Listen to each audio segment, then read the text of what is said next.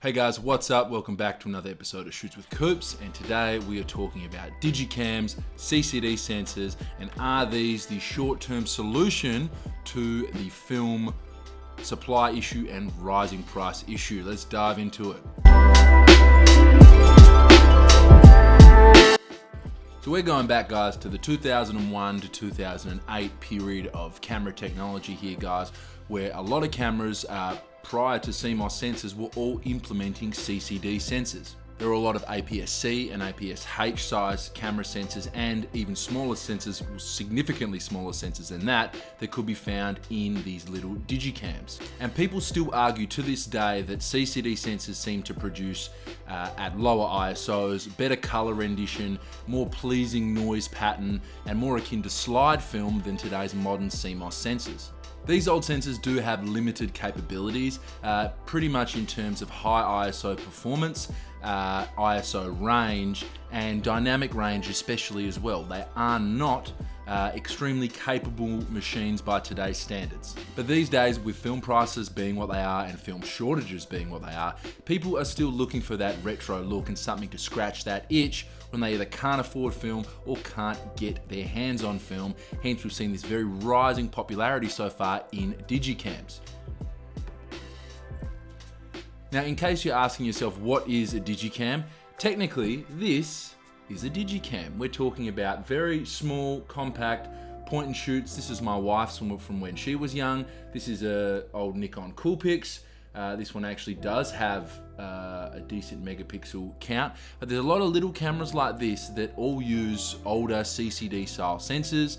They've got less features, less ISO, less of everything, and they definitely give you more of that film experience, being limited to what you can actually do with the camera.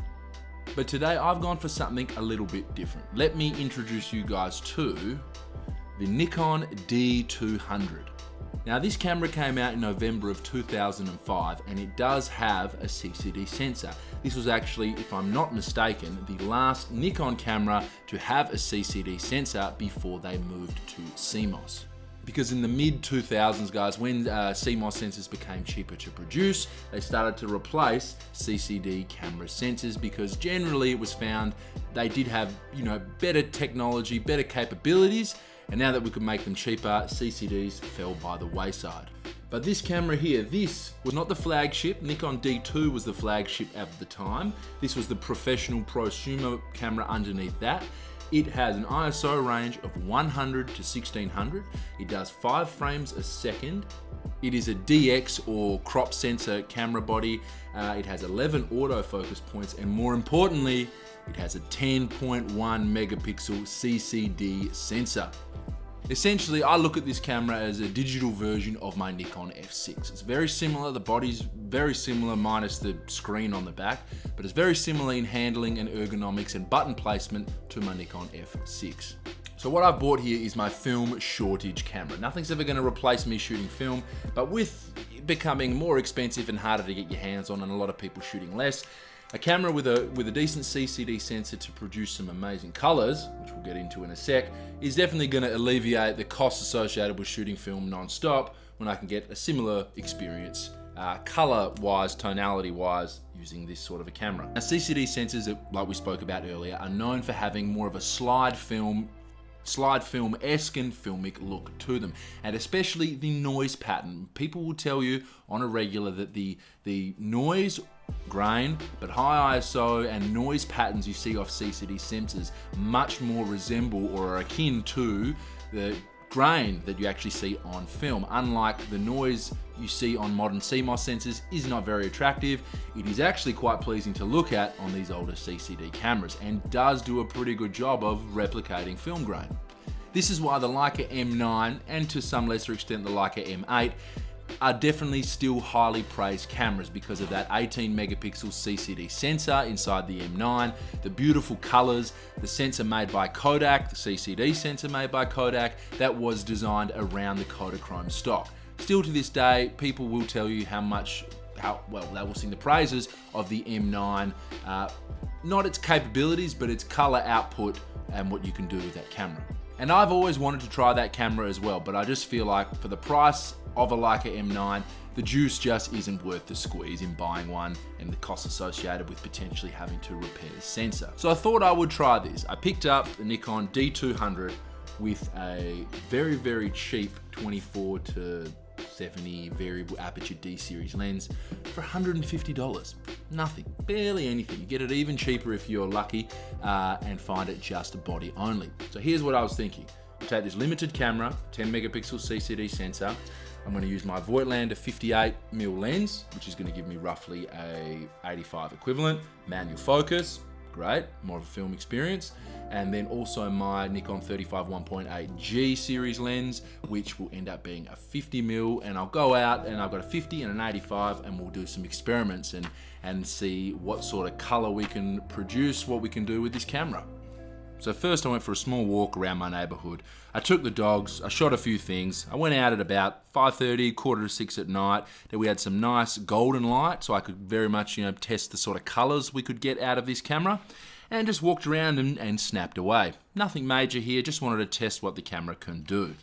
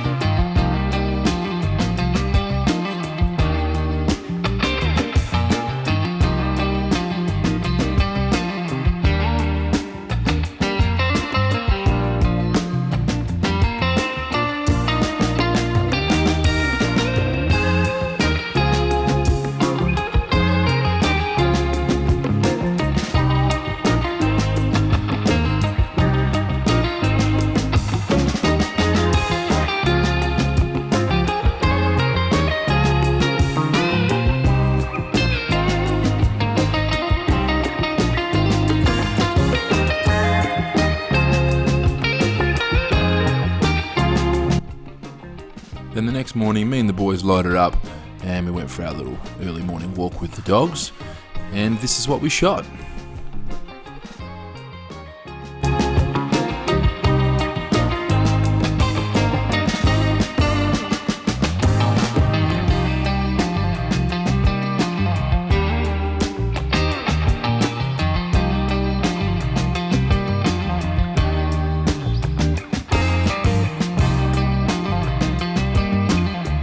Next day I decided to head off into the city, guys.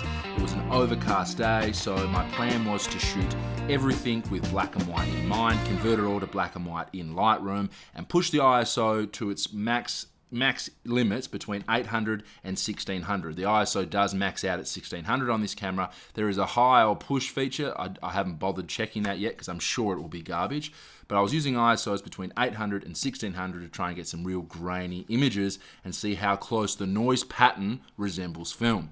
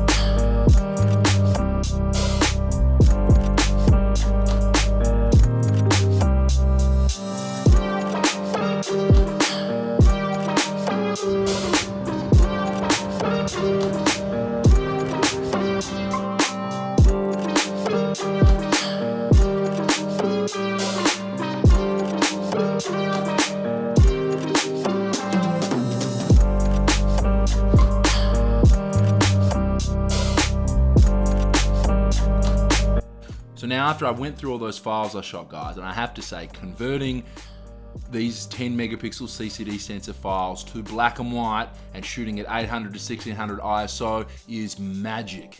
Honestly, converting these files, playing around with them, it really does remind me of Tri-X. Dead set, reminds me of, I'm looking at Tri-X film, albeit with a lot less grain, but nonetheless, it definitely has done its job. It's done what I thought it would do with this camera and its sensor. The high ISO noise pattern definitely does do a better job at replicating the film grain-esque look, much so than any CMOS sensor. And also, you know, with film files that you're editing on Lightroom, that I edit on Lightroom anyway, I found that the dynamic range from these high ISO files is absolutely garbage. Much like what happens when you pull the shadow slider all the way up on a black and white film image, it pretty much does the same thing with these CCD files. At lower ISOs, I was much more pleasantly surprised. It did have a decent amount of dynamic range for a camera this old. Unfortunately, one feature I was really looking forward to testing out on this camera, and I did, and that was the picture profiles built in. We have soft, vivid, more vivid, landscape, and black and white, and they're pretty much all garbage. If you're going to use a camera like this, guys, you're better off just shooting RAW and editing the photos in your preferred software.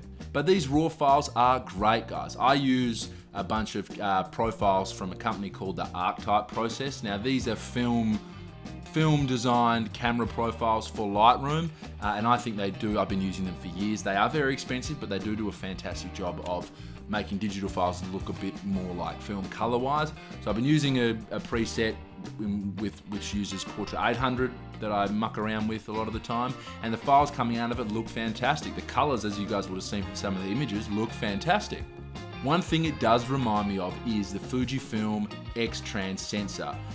Not quality-wise, but I'm saying color-wise, some of the files coming out of this that I've edited look very, very similar to some of the Fuji JPEG film simulations that you can pull those recipes from Fuji X Weekly. Some of the files look very, very close to that, which I was quite pleasantly surprised with.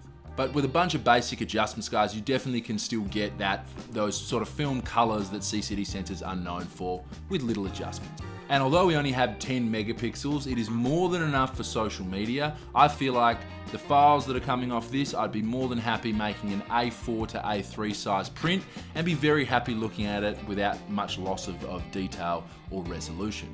But definitely more than enough for any social media needs. One thing I have to say is I feel like a lot of the color files do represent 120 film. Definitely the sharper, less grain, sharper-ish kind of colors that you get from shooting 120 medium format film.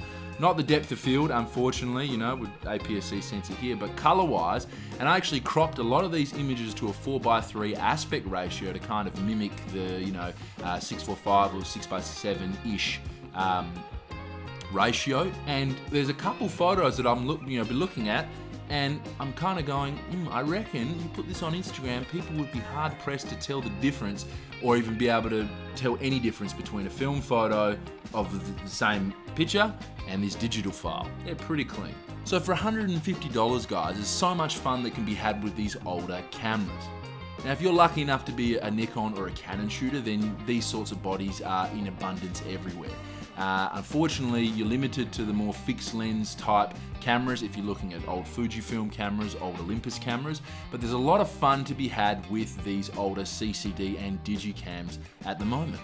Now, they're never going to be a replacement for film, guys, but I definitely think with the rising costs associated with film, buying film, shooting film, and everything these days, to alleviate some of those costs and still get kind of the same experience, at least file-wise, not camera-wise using a DSLR like this, but, look color-wise, grain-wise, and definitely limiting yourself like you do when you use a film camera. We're limited in a lot of ways by what that camera film speed can do.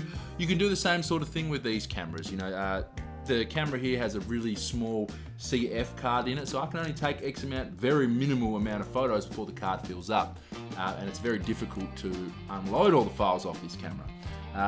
Likewise with these old Digicams point and shoot, guys, there's a lot of fun to be had limiting yourself and having a bit of fun, while unfortunately we seem to not be able to get our hands on as much film lately. So I hope this video goes to show you guys that you can have a lot of fun with these older cameras. They can replicate the film-esque look, not experienced, using manual film cameras, but definitely the output on these old Digicams and old CCD sensors can give you that film look.